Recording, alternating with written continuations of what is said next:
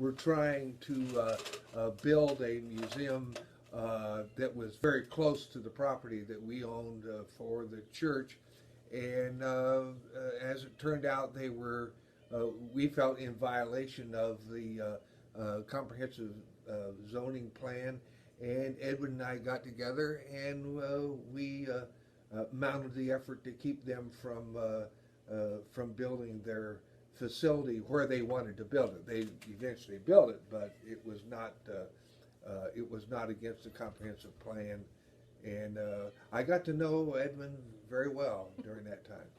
I understand that you, while you were still pastoring a church in Union, Kentucky, you became the treasurer of Edwin's campaign for Kentucky Supreme Court Justice. Yeah, that's kind of funny. Edwin had decided he was going to run for Supreme Court, and he had some support amongst the lawyers there in the state.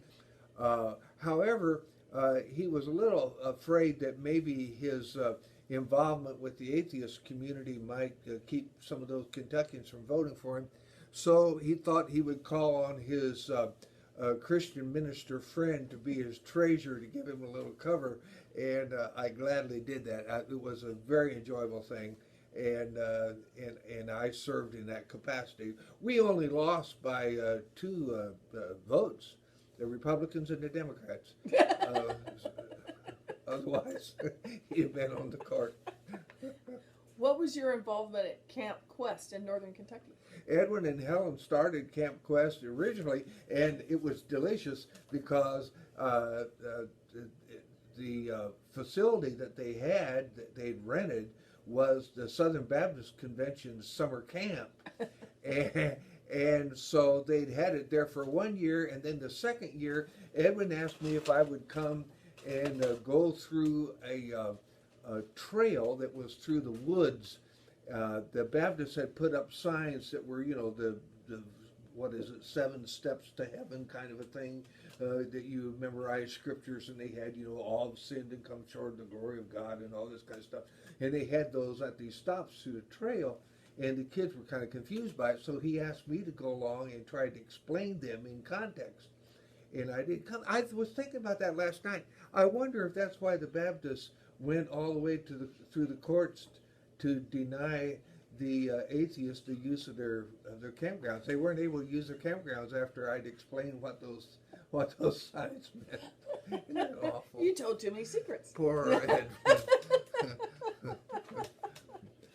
So he made a recording of that, which was kind of interesting. I don't know if he ever showed it to anyone else or not.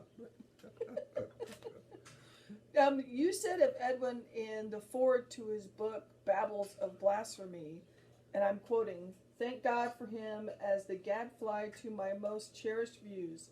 Edwin helps keep me honest and most definitely keeps me laughing," end quote. What did you mean by that? Well, Edwin was quite a character in that by being raised in a Presbyterian preacher's home, he had memorized scripture, and he would go off if somebody would, a fundamentalist Christian would be going off on one of their rants. Edwin might start singing under his breath, the Messiah, Handel's Messiah, and he had it down cold. He had all the words and everything. It was just hilarious. And he visited me one time in which I was wearing my clergy garb, and it was a tie-dyed chasuble, and I was wearing that, and he came up to me and he said, "Reverend, chameleon would commit suicide on that thing." He also, after communion, asked me if we practiced swallow the leader. It was hard for me not to find great humor in that. I haven't heard that kind of irreverence toward holy things since I was in seminary, and it was just delightful.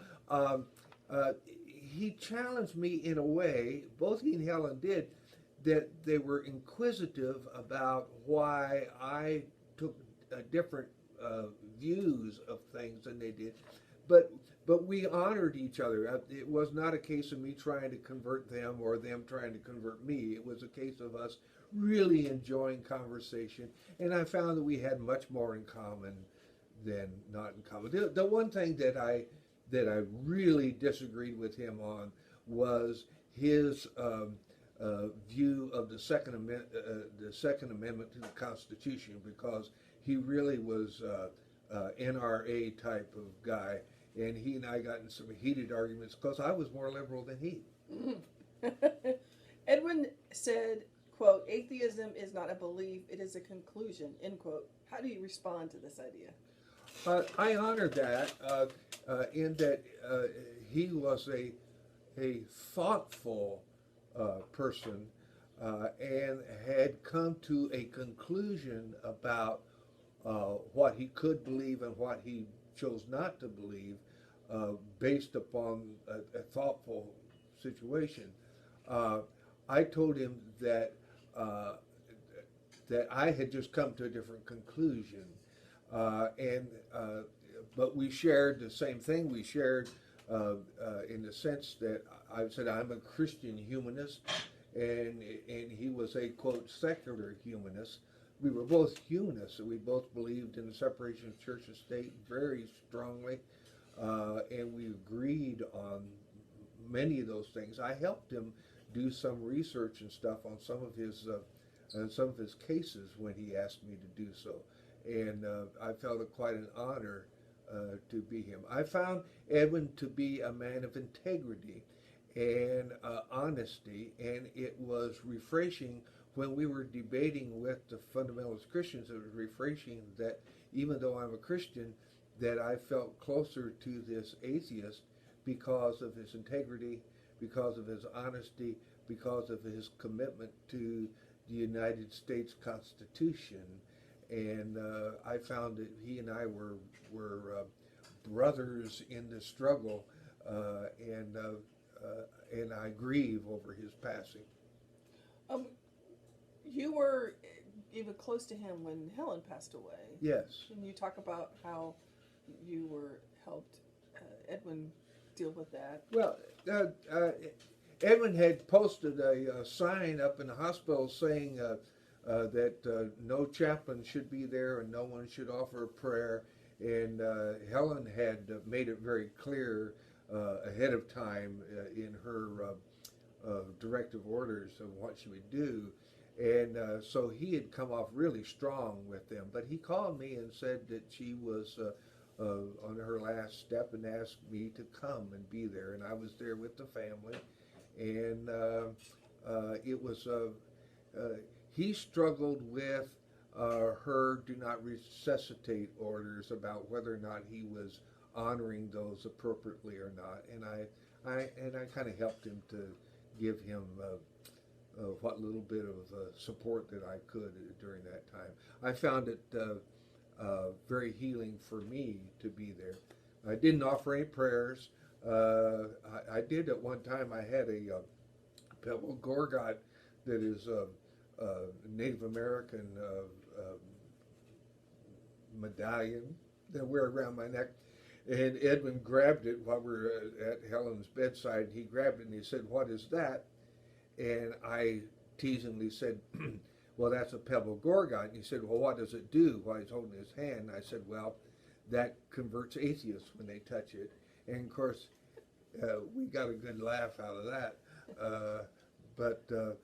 And I remember one time he called me and said that they were having some kind of a convention, I would think it was in California, in which there were some Christians that wanted to reverse their baptisms. And he asked me if there was any kind of ceremony to reverse baptisms. Well, I remember that there were a group of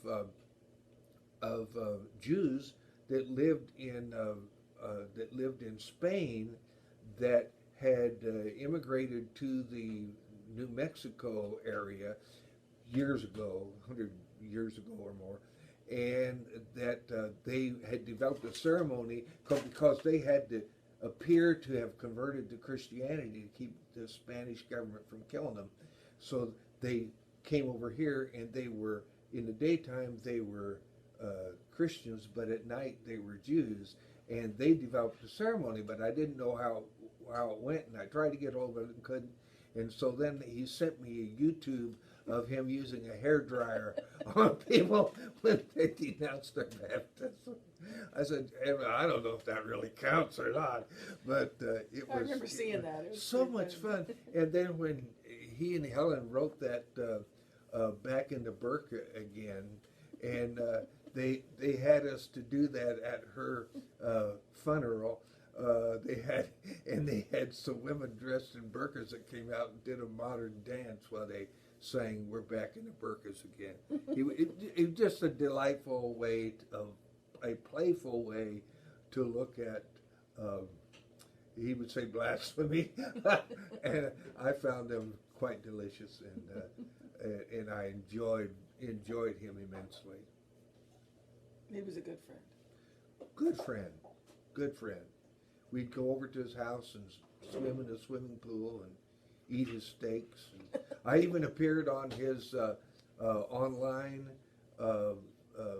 net, whatever you call it, television program he did online called Answers in Atheism, in answer to Answers in Genesis. And that nut, he had me to appear. He wanted to show that he was open-minded. And isn't it also true that you were known as the pastor for the atheists or something? Or well, he razzed me about being a chaplain for the atheists.